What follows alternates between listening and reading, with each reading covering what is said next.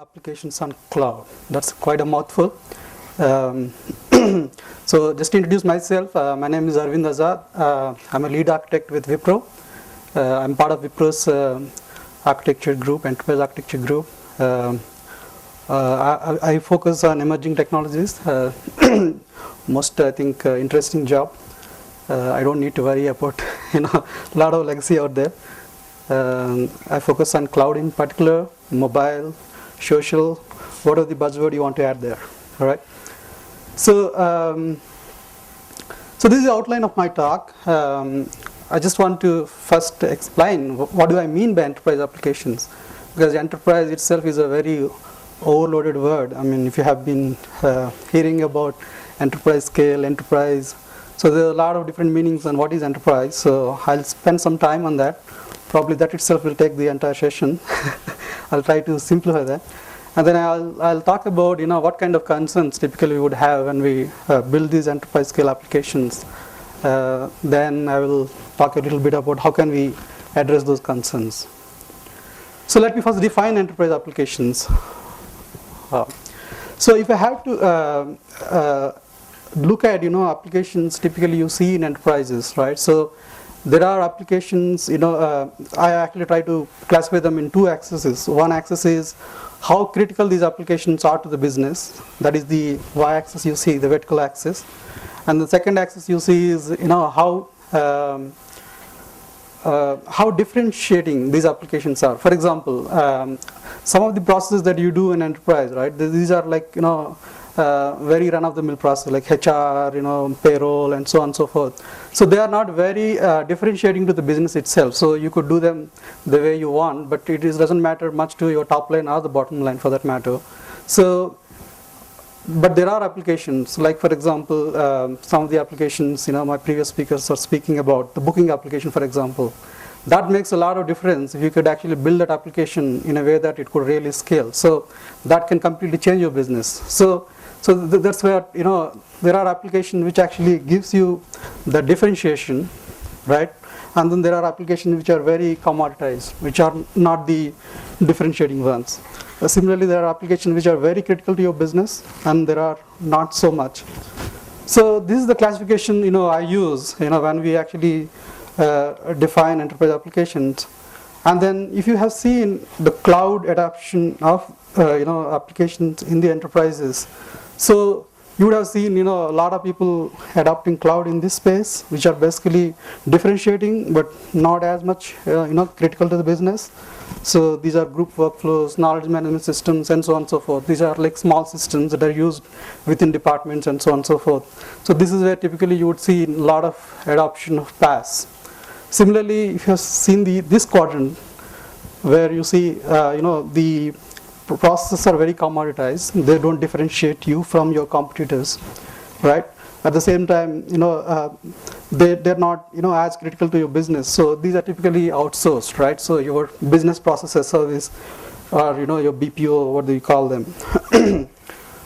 On the quadrant that you see on the top right, which is these are commoditized, but they're very critical to your business. So these are your ERP systems, CRM systems, and so on and so forth. They are very important to your business, but they're commoditized. You don't see much value in building custom applications that can give you the differentiation.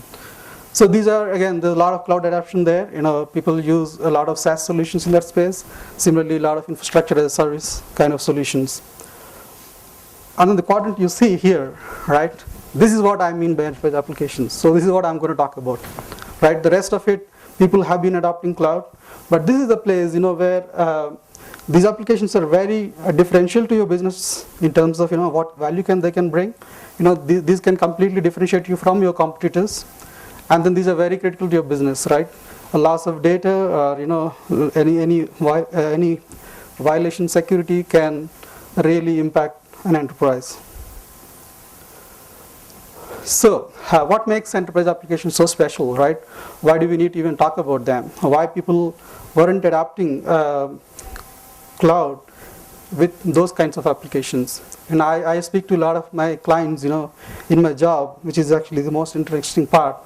when I'm talking to them, everybody says that we are doing POCs, we are doing a lot of pilots, but when it comes to the actual production implementations, you would see very little adoption, right? I've been talking with customers on this topic for the last 2 years, and then I have seen customers who have been in pilots for the last 2 years, so which is very kind of interesting. So the reasons why it is not that they don't want to move to cloud, but I think a lot of times the reasons are very subtle, but but very important to understand. The first and foremost is that these applications demand a lot of quality of service. What I meant by quality of service is not just handling this many number of requests, but it is also about meeting your regulatory compliance requirements. It's also about being able to support the business in all times, right? So that is something normally when we see quality of service, we only look at one aspect of it, but not all the aspects of it. I'll cover a bit as exactly what exactly I meant by quality of service. And then other things that you must have seen in enterprise application typically is that a lot of heavy lifting is done in the infrastructure itself. It is not that the applications are super duper well designed, but the lot of work that is done in the infrastructure to actually make these applications enterprise scale. So when it moves to when people think about moving to cloud, all these assumptions fail. So you don't have an infrastructure that is super duper reliable. So out of the applications that you design, which are not really well designed, right, that's going to impact you a lot. So that is another concern most of the enterprises have. And then obviously in enterprises, you have seen that the development team develop the applications and then throws these applications onto the other side of the wall, and there is an infrastructure team which actually deploys the applications. So that's how it works. And then most important of all is that if you have worked with a reasonably large enterprise, you wouldn't be surprised to see thousands of applications there. It is not one application, two applications, thousands of applications.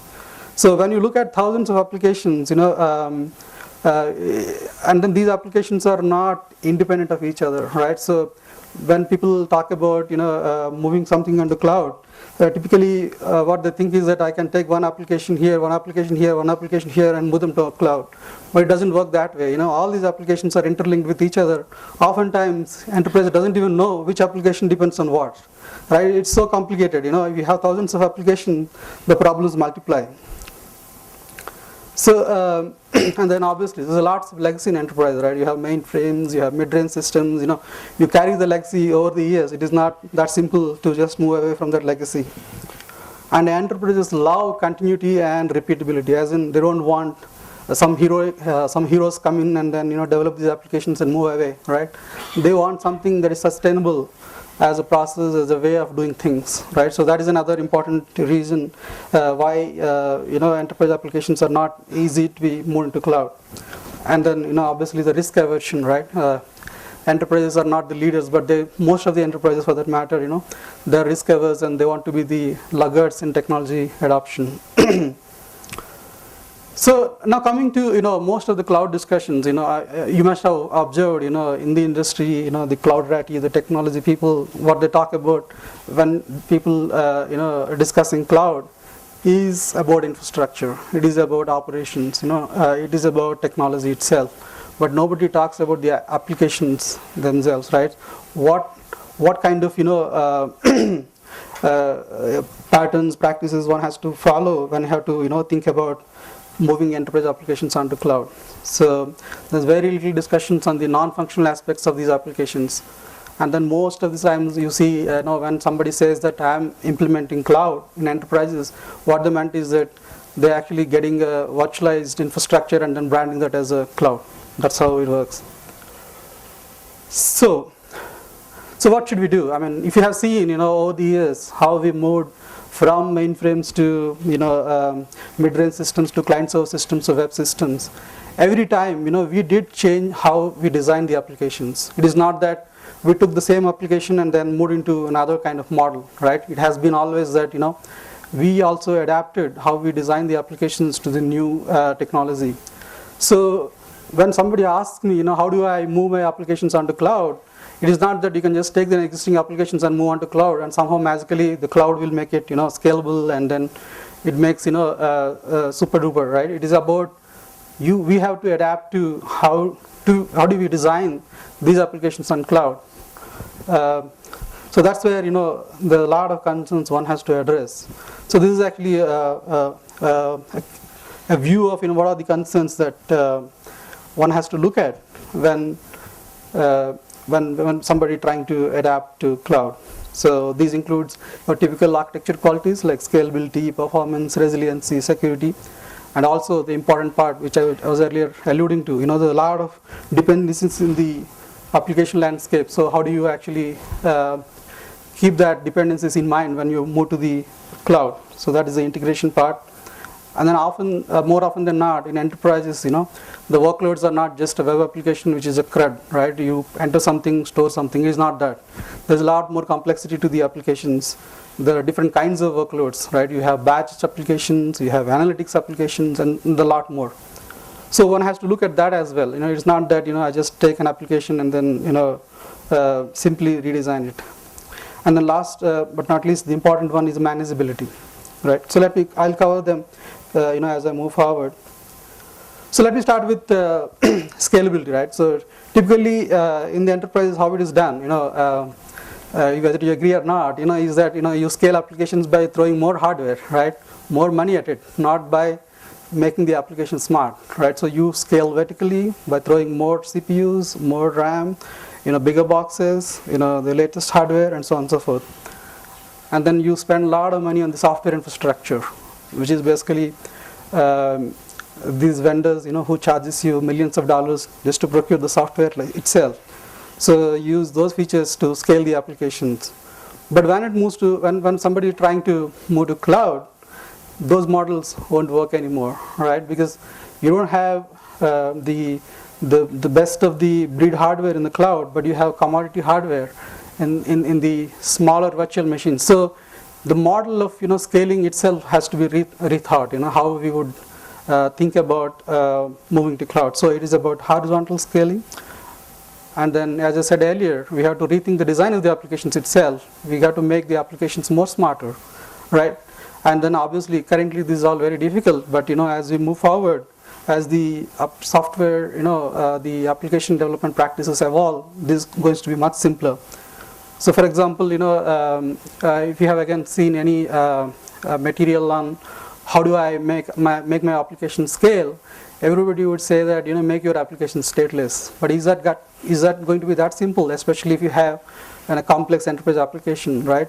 Making stateless, at the end of the day, state has to be there somewhere, right? It can't be stateless everywhere. So choosing the right layer to maintain the state, those kinds of design one has to think about, right? For example, using a memory grid and then storing the state there, but keeping the rest of the layers stateless, and so on and so forth.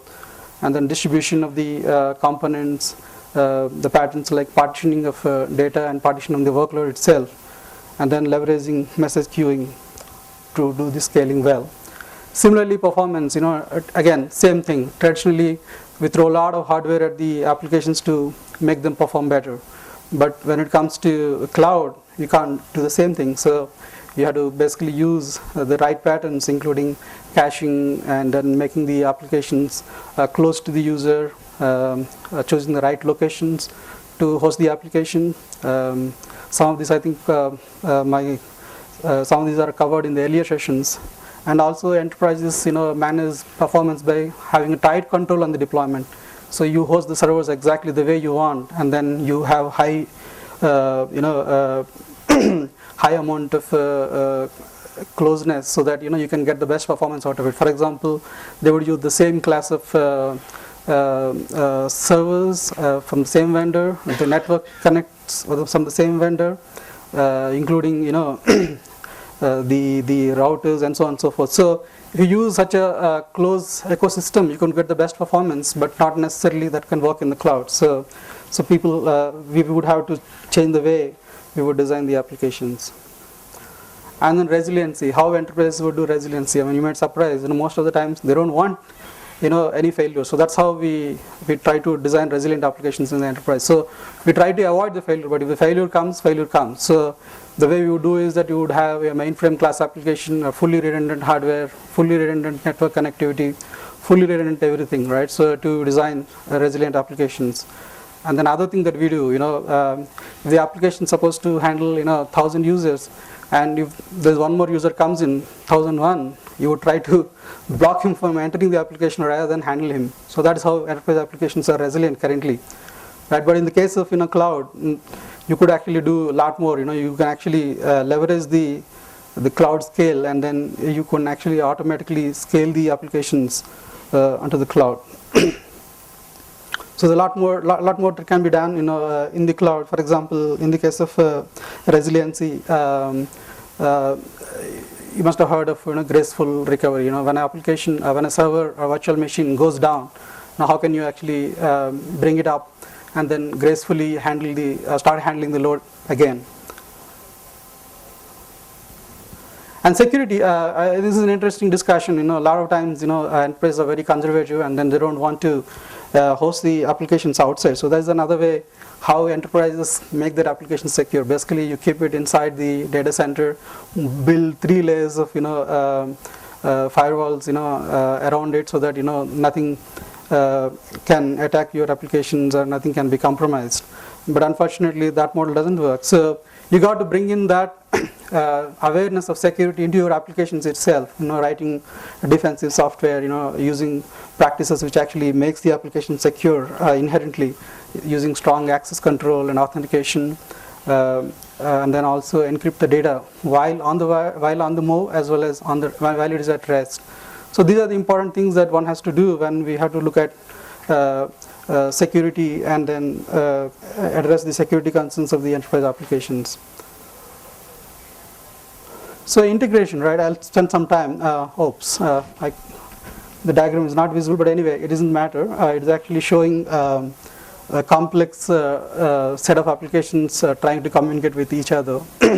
So enterprises, we use integration. When integration in enterprise is basically, I'll call one application would be using the database and another application randomly, right? So you would have seen enterprises, where one application might be using database of 5 other applications.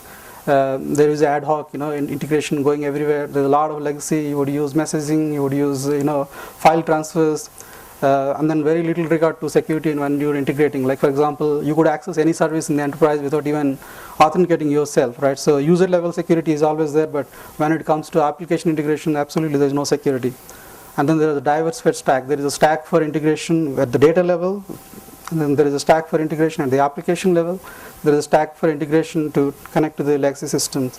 So all this actually makes enterprise integration very complex in enterprises.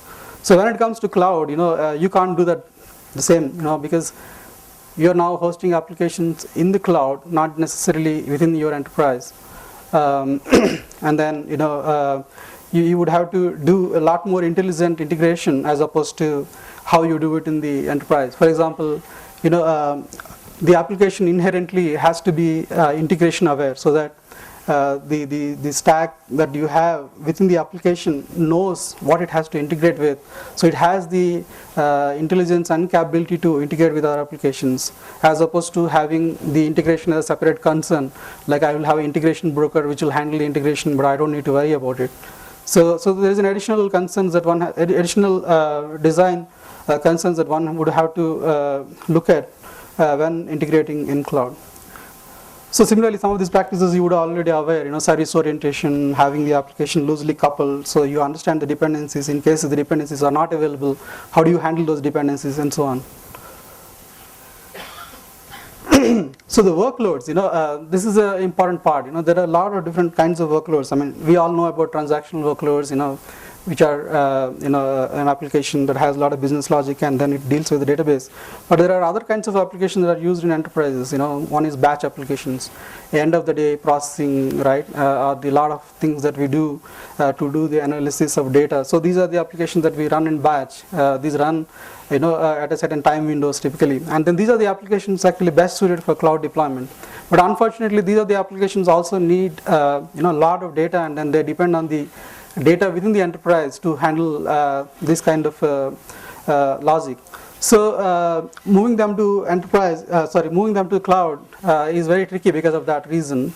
When someone trying trying to move these kinds of workloads into cloud, they really have to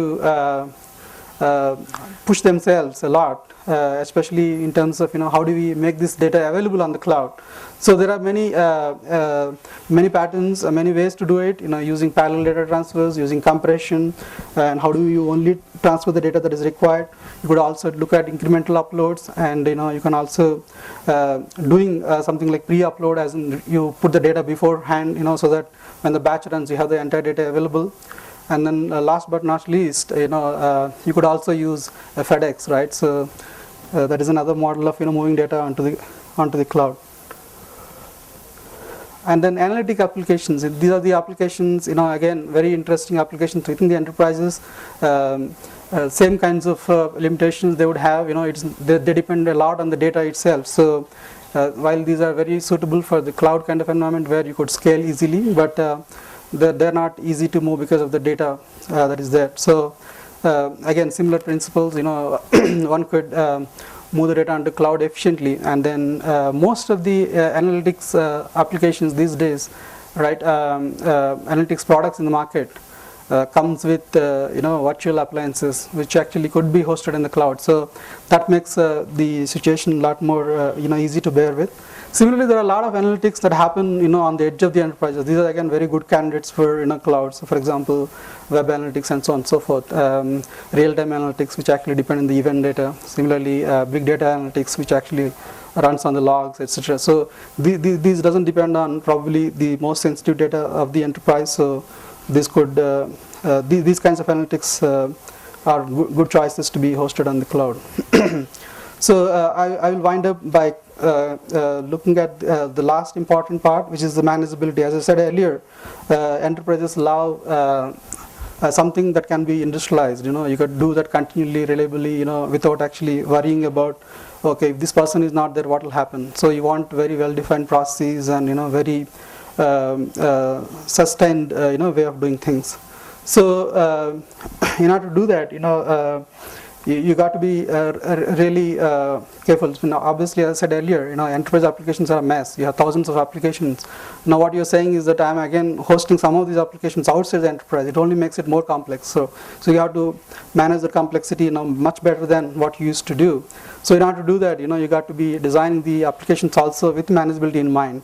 So you got to build hooks into the applications where you can look at what's happening within the applications, and then more often than not, people think logs are a way to just debug things, but it is not just debugging at the development, but the logs are an important part of how you can actually manage the application and how you can actually troubleshoot if there was an issue with an application.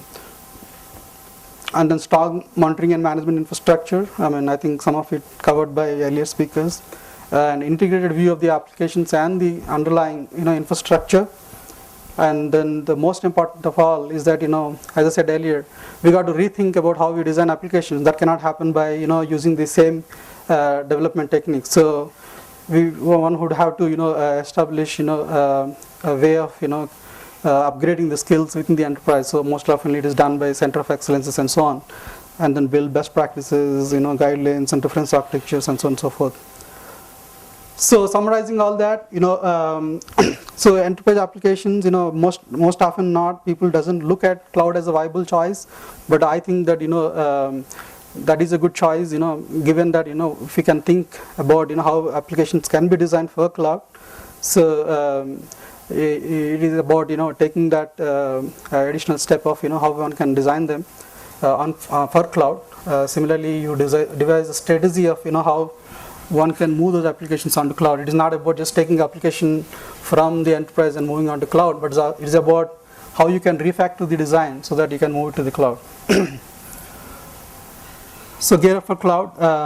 That's all I have for today. Any questions?